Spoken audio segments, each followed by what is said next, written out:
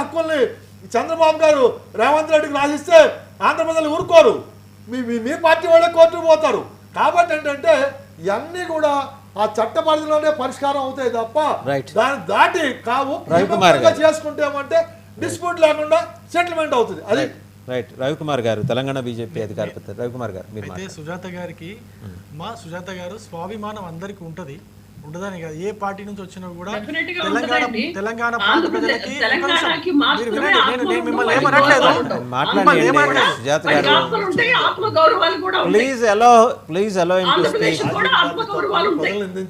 నేనేమంటున్నా ఎవరికైనా కానీ స్వాభిమానం ఉంటది. మీరు చేసిన పనుల గురించి చెప్పుకుంటూ వేరే పార్టీని ఇరుకున పెట్టాలని ఒక దాంట్లో తెలంగాణ ప్రజల్ని నిందించే పని చేస్తున్నారు మీరు లైవ్ లో డిబేట్ లో. తప్పు మీరు కరెక్ట్ చేసుకోండి, వినండి మీరు కరెక్ట్ చేసుకోండి. మీరు అన్నారు కదండి సుజాత గారు, ఒక్క నిమిషం వినండి, అట్లా కాదు మీరు మాట్లాడేది కరెక్ట్ కాదు. ఒక్క నిమిషం మీరు ఆగండి. మీరు ఏమన్నారు, టోల్ గేట్ల దగ్గర అంబులెన్స్ లో ట్రీట్మెంట్ చేయకుండా శవాల్ని తీసుకెళ్లేటట్టుగా చేశారు తెలంగాణ ప్రజలు అన్నారు. హైదరాబాద్ లో హాస్పిటల్లో ట్రీట్మెంట్ చేసుకోకుండా తెలంగాణ ప్రజలు ఈ విధంగా చేశారు. ఏమండి తెలంగాణ ప్రజలు ఎందుకు నిందిస్తారండి? హైదరాబాద్ లో ఉన్న హాస్పిటల్స్ ఆంధ్ర వాళ్ళే కాదండి, సగం హాస్పిటల్స్ ఆంధ్ర వాళ్ళే అండి. ఏం మాట్లాడతారు మీరు? ప్రజల్లో కూడా ఎందుకు సృష్టిస్తున్నారు అంటారు. ప్రజల్లో ఎందుకు మీ రాజకీయాల కోసము మీరు ఎందుకు ప్రజల మధ్యలో మంట పెట్టాలని చూస్తున్నారు? మీ యొక్క రాజకీయాల కోసము మీరు ప్రజల మధ్యలో ఎందుకు మంట పెట్టాలని చూస్తున్నారు? 2 రాష్ట్రాల ముఖ్యమంత్రులు సుహృద్భావంతో మంచి వాతావరణంలో గత 10 సంవత్సరాలుగా పరిష్కారం కానటువంటి మిగిలి ఉన్నటువంటి సమస్యలను పరిష్కరించుకునే దిశ ఒక మీటింగ్ ఏర్పాటు చేసుకోవాలి. దాన్ని స్వాగతించండి, మీ సలహాలు సూచనలు ఇవ్వండి. అంతేగాని అక్కడ మంచిదా, ఇప్పుడు పాలొల్ల పంచాయతీ అయితే పక్కనోడు వచ్చేసి మంట పెట్టినట్టు మీరు అట్లా మంట పెట్టడం కరెక్టేనండి అంటే కరెక్ట్ కాదు. మీరు ప్రజల్ని నిందించడం తప్పు అంటున్నా. ఇంకో విషయం కూడా చెప్తా, మీ హయాంలో కేసీఆర్ గారు ఎన్నో అక్రమాలు చేసిరు, మిమ్మల్ని చూపించుకొని చాలా అక్రమాలు చేసారు. తెలంగాణకు రావాల్సిన వాటర్ని అక్కడ రాయలసీమలో బొక్కబట్టేసి కుండ కింద బొక్కబెట్టి అక్కడ వాటర్ అంతా దోచుకొని పోతున్నారు. మా తెలంగాణ వాటర్ అంతా ఎవరికి చెప్పుకోవాలా? నిన్న మా తెలంగాణ వాటర్ నాగార్జున సాగర్ పైన పోలీసులను పంపించి ఇక్కడ వాటర్ తీసుకొని పోతున్నారు. ఎవరికి చెప్పుకోవాలా? కేసీఆర్ పుణ్యాన్ని మీరు చేసిన అక్రమాలు అవన్నీ చెప్పుకుంటూ పోతే ఎట్లా ఉంటుంది? ఇప్పుడేదో మంచి వాతావరణం కుదిరింది, మాట్లాడుకుంటున్నారు, మాట్లాడుకోనివ్వండి. ఇవాళ ఏం మాట్లాడుకున్నది, ఏ నిర్ణయాలు తీసుకున్నది బయటకు వస్తుంది కదా, అప్పుడు మీ అబ్జెక్షన్ చెప్పండి, ఇట్లా చేస్తే బాగుంటుందని చెప్పండి. అంతేగాని తెలంగాణ ప్రజలు నిందించకండి.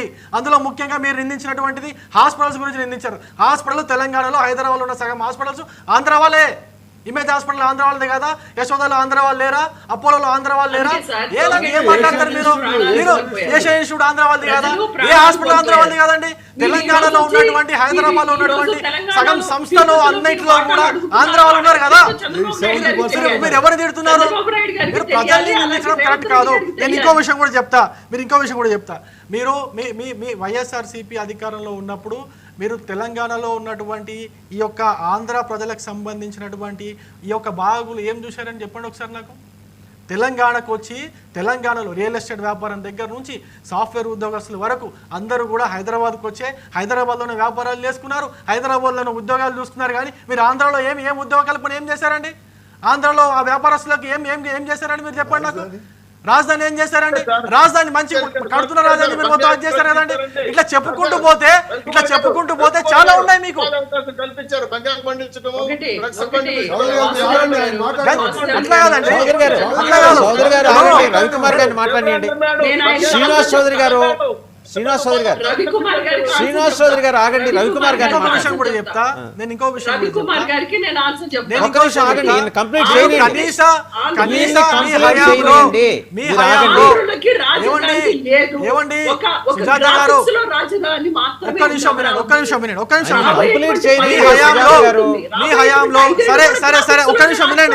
మీరు ఇదే చెప్పారు కదా, టోల్ గేట్ల దగ్గర అంబులెన్స్ ఇవ్వడానికి రానిలేదు, తెలంగాణ హాస్పిటల్స్ లో పేషెంట్లకు ట్రీట్మెంట్ ఇవ్వలేదు ఆంధ్ర బ్యాంక్ అన్నారు కదా. మీ హయాంలో ఎన్ని హాస్పిటల్ కట్టిరు చెప్పండి మీరు? మీ హయాంలో ఆంధ్రలో ఎన్ని హాస్పిటల్ కట్టిరు? పోనీ హాస్పిటల్ పోవడానికి రోడ్లైనా సగం ఉండేనా మీ హయాంలో? ఏం మాట్లాడతారండి మీరు? ఎక్కడ చేస్తారు మీరు చెప్పండి? అక్కడ నుంచి విజయవాడలో రమేష్ హాస్పిటల్ మొత్తం క్లోజ్ అయిపోయింది కదా, అటువంటి పరిస్థితి తీసుకొచ్చారు కదా. నాకు ఆంధ్ర గురించి నాకు మంచి అవగాహన ఉంది. నేను ఆంధ్రలో విజయవాడ 4 సంవత్సరాలు ఉన్నా. నాకు చాలా బాగా తెలుసు. నేను మీకు అన్ని తెలుసండి. మీరు ఊరికేనే ఇక్కడ మీరు చేసిన తప్పుల్ని కప్పిపుచ్చుకోవడానికి తెలంగాణ ప్రజల్లో ఆంధ్ర ప్రజల్లో మీరు ఆంధ్ర ప్రజల్లో మీరు అది చేస్తారంటే మాత్రం ఊరుకునేది లేదు. కరెక్ట్ కాదు. మీరు పాలకులను తిట్టుకోండి, ప్రభుత్వంలో ఉన్న వాళ్ళని తిట్టుకోండి, మంత్రులను తిట్టుకోండి, ఎమ్మెల్యేలు తిట్టుకోండి, కానీ ప్రజలు అనే విషయం మాత్రం కరెక్ట్ కాదు. నేను చెప్తున్నా. ఇంకో విషయం కూడా చెప్తున్నా. ఏమండి మీరు టీటీడీ బోర్డు ఏం చేసిరండి? తిరుమల తిరుపతి దేవస్థానాన్ని మొత్తం నాశనం పట్టించారు. మీరు తిరుమల తిరుపతి దేవస్థానాన్ని మొత్తం నాశనం పట్టించారు. బస్సు టికెట్ల పైన, కొండపైకి వెళ్ళే బస్సు టికెట్ల పైన కూడా శిల్వ గుర్తు పెట్టి మీ యొక్క క్రిస్టియానిటీ ప్రచారం చేసుకున్నారు కదా. మీకు కొంచెం సిగ్గుండాలి. అప్పుడైనా మీకు సిగ్గు అనిపించలేదా? శిల్వ గుర్తు పెట్టి పెట్టించుకుంటారా? ఏం మాట్లాడతారండి?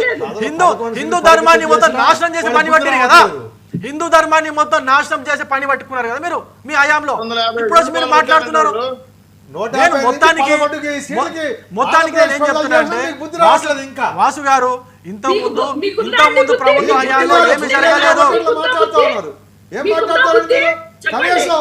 అట్లా కాదు, మీరు అట్లా మాట్లాడారు. నేను విషయం చెప్తా. ఏమండి సుజాత గారు ఒక మాట చెప్తా వినండి. మీరు ఓడిపోయారు. మీరు ఎందుకు ఓడిపోయారు? మీకు ఎందుకు 11 సీట్లే వచ్చినాయి? వై నాట్ 175 దగ్గర? Why only 11 seats? మీరు ఆత్మ పరిశీలన చేసుకోండి. అహంకారం తగ్గించుకోండి. మీరు అహంకారంతో కళ్ళు మూసుకొని పోయి ఉన్నారు. ఆ అహంకారంలో మీరు ఎవరు తిరుగుతున్నారో తెలియట్లేదు మీకు. మీరు మార్చుకోవాలి. మీ అహంకారం తగ్గించుకోవాలి. ఇది కరెక్ట్ కాదు. సారీ, మీరు ఇట్లా మాట్లాడడం కరెక్ట్ కాదు. ఇదొక విషయం చెప్తున్నాను. ఏమండి KRM ఎప్పుడు ఏర్పడిందండి? కృష్ణా రివర్ మేనేజ్మెంట్ బోర్డు ఎప్పుడు ఏర్పడిందండి? KRM ఎప్పుడు ఏర్పడిందండి? మీరు వైఎస్ జగన్ కి చెప్తారంటే నాకు అర్థం కాదు. వైఎస్ జగన్ క్రెడిట్ ఇస్తారంటే నాకు అర్థం కాదు. మీకు కనీస అవగాహన లేదు చౌదరి గారు అన్నట్టు. నిజంగానే KRM ఎప్పుడు ఏర్పడింది? 2014లో బచావ్ ట్రిబ్యునల్ ప్రకారము ఏపీకి తెలంగాణ కలిపి తెలంగాణకి కేవలం 299 టీఎంసీలు ఇచ్చారు. ఆంధ్రాకి 512 టీఎంసీలు ఇచ్చారు. దీంట్లో కూడా అన్యాయం జరిగింది తెలంగాణకి. కేసీఆర్ గారు అనవసరంగా ఒప్పుకున్నారు. 299 టీఎంసీలు చాలా తక్కువ తెలంగాణకి. 450 కిలోమీటర్లు